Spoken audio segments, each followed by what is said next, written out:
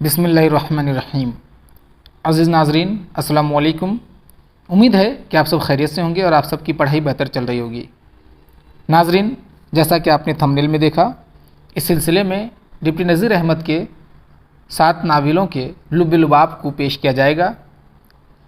इसके बाद अगर इन 7 में से कोई नावल आपके निसाब में शामिल है तो आप कमेंट बॉक्स में ज़रूर बताएं।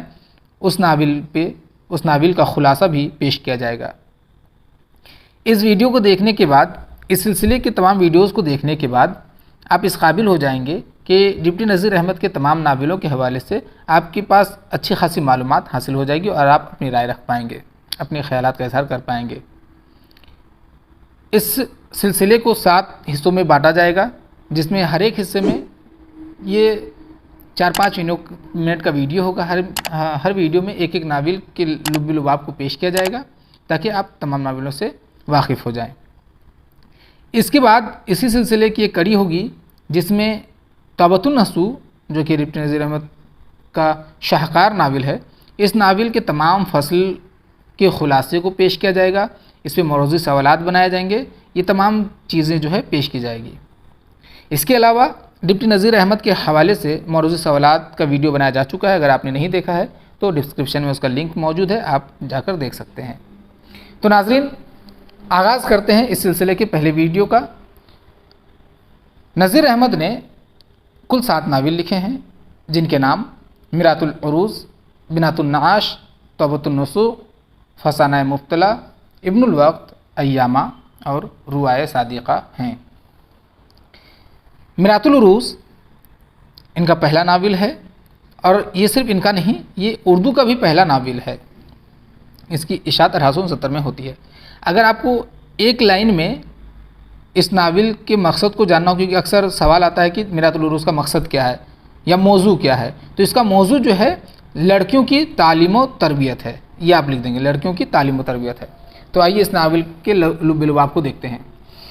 इस नावल में अकबरी और असगरी 2 बहनों का किस्सा बयान किया गया है। अकबरी, जिसे शादी के बाद मिजाजदार बहू कहा जाता है, जैसा कि नाम से जाहिर है, बड़ी बहन है। लाड प्यार ने इसे बिगाड़ दिया है। वो ज़िद्दी और फूहड़ है। इसकी शादी आकिल से होती है। अपनी बुरी आदतों से वो अपने घर को दोज़ख बना लेती है। ससुराल में हर एक इससे नफ़रत करता है। छोटी बहन असगरी, जिसे शादी के बाद तमीज़दार बहू कह के पुकारा जाता है, उसकी ज़िद है। असगरी नेक, खुश मिजाज, खिदमतगुज़ार और सलीक़ामंद है। आकिल के छोटे भाई कामिल से इसकी शादी होती है। इसके कदम रखते ही घर जन्नत का नमूना बन जाता है। असगरी अपने घर में एक मकतब शुरू करती है, जहाँ मुख्तलिफ़ घरों की लड़कियों को तालीम देने में उसका सारा वक्त सर्फ होता है। इस सिलसिले में उसने रईस घरानों से भी ताल्लुकात कायम किए। अपनी ननद महमूदा की शादी के लिए रुपया फराहम कराने में वो आला सलीका दिखाती है। वो मस्जिदें बनवाती है, बाज़ार लगवाती है और अपने तमाम अजीज़ों को रोज़गार से लगवाती है। वो ख़ानादारी के हर काम को सलीके से करती है। नावल का मरकज़ी ख़याल ये है कि अच्छी तरबियत वाले बच्चे ज़िंदगी में कामयाब और सुरखरू होते हैं।